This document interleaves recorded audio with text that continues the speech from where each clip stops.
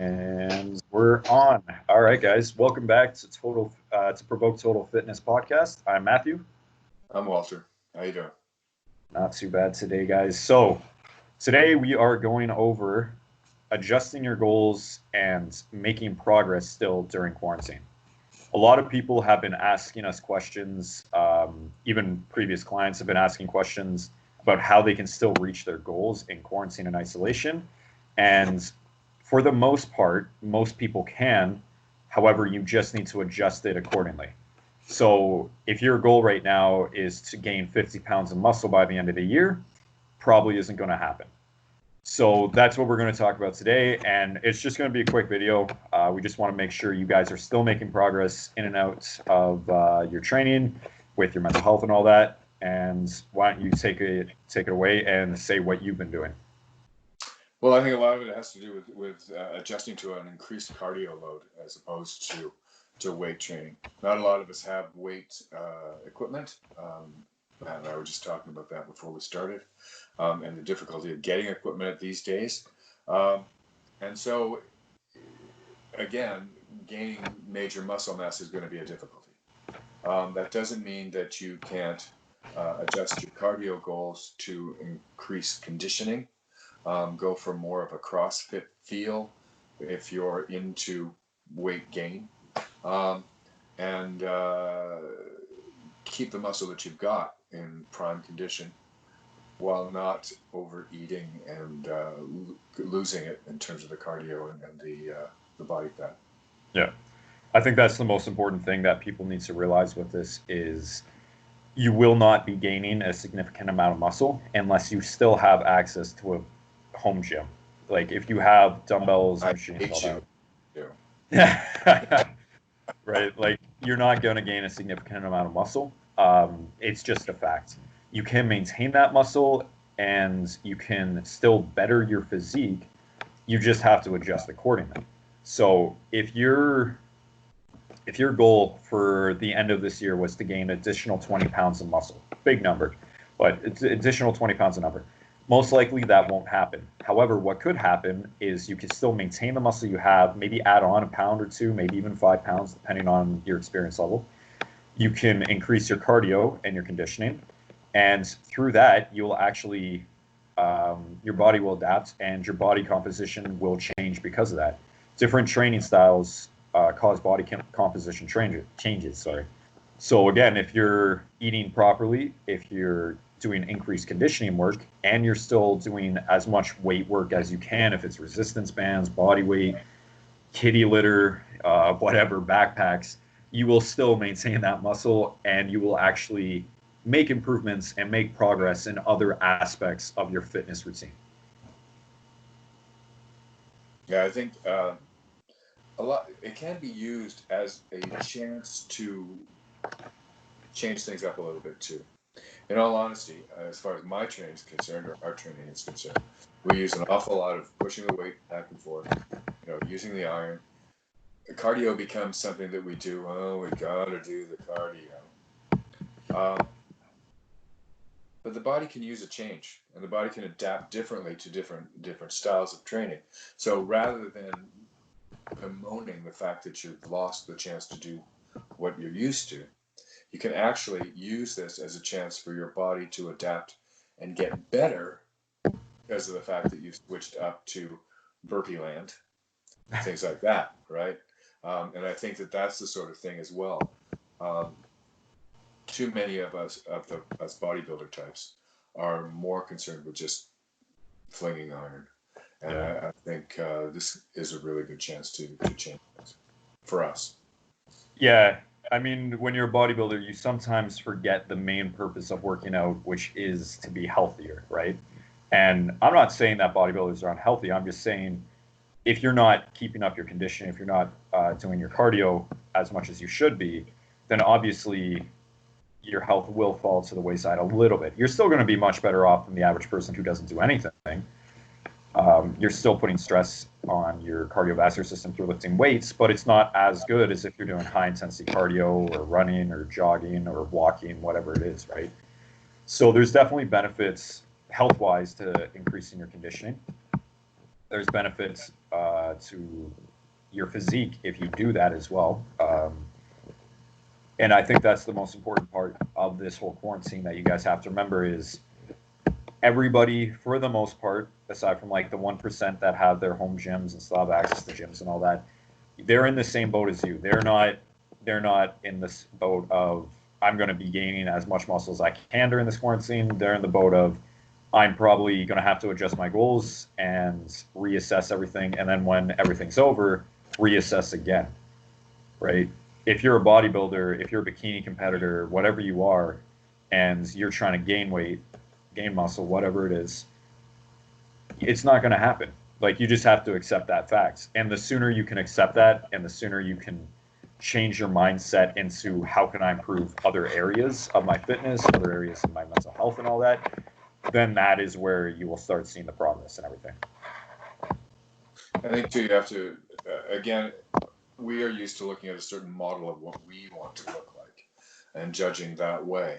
But health, fitness, the good body comes from a number of different things. And a swimmer's body is not the same as a bodybuilder's body. It's not the same as a runner's body. But they all have a certain level of fitness and health. They have good bodies. That means they work well. Yeah. Ultimately, that's what a good body is. It's not whether you can see your abs or how much of a finger you can stick in between your abs, as much as we may like that sort of thing. It's can I move through space? Can I do this without losing my breath? How am I effectively living within this body? Yeah. And, if you shift your visual viewpoint just a little bit and shift what it is that you do as a workout, you can still get great results.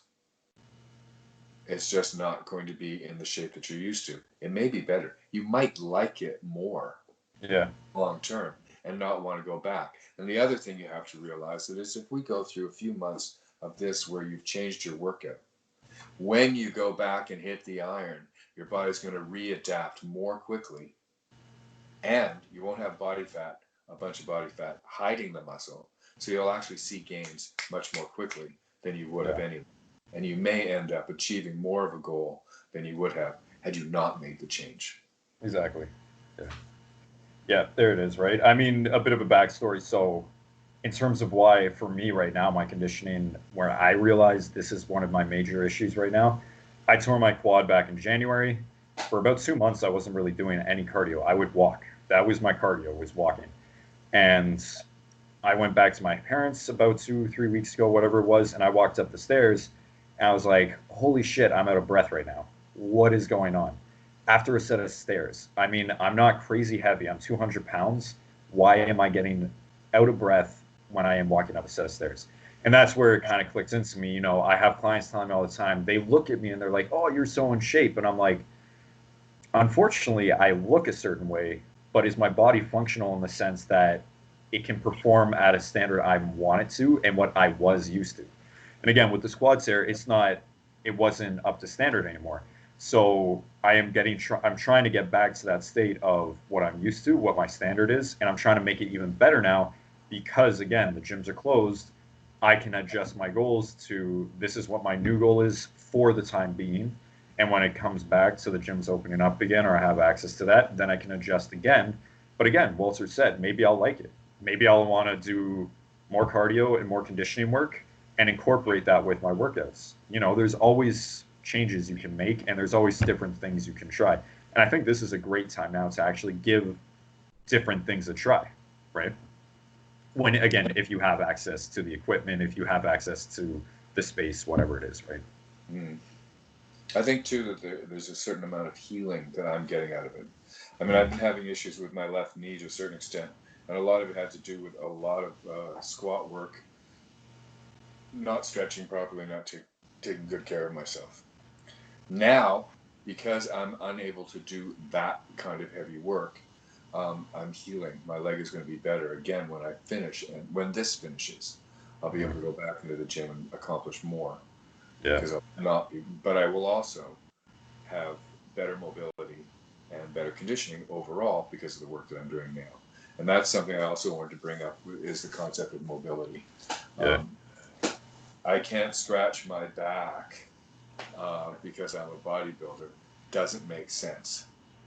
We need to have more mobility, and this is a chance for us to take that.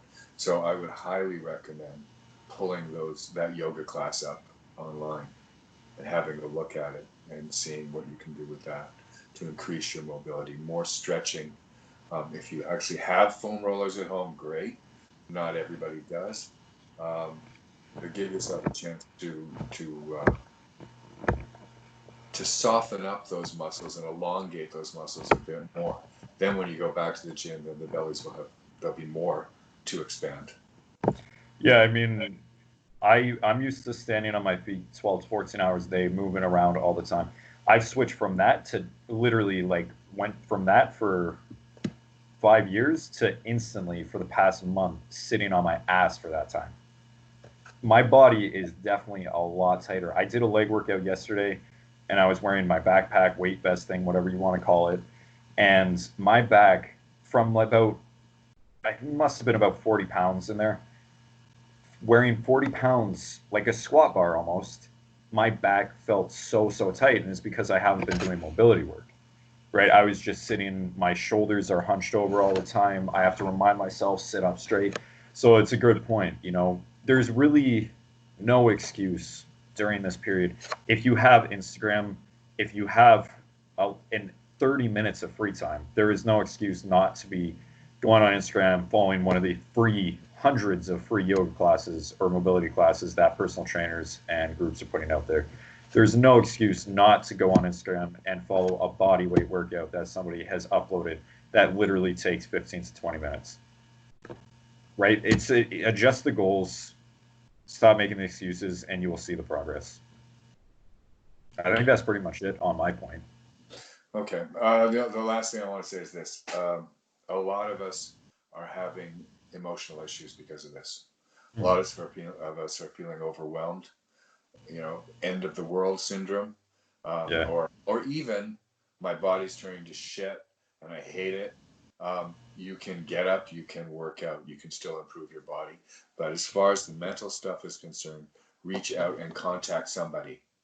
Yeah. Don't stay in your head. Don't stay by yourself. We are isolated, but we are not alone. So please reach out to other people. Do yourself that favor. Yeah, I'm going to go back on my point where I said don't make the excuse. What I'm saying is don't make the excuse if your excuse is I don't have anything to use to work out. What Walter's bringing up is a good point. I'm in the position right now where there's days I definitely don't want to work out. Again, I'm used to it, so I will force myself to do it. But there's a lot of people that have never been in this position before where they don't know what to do and they'll just let themselves fall by the wayside. I've been there. I learned how to overcome that.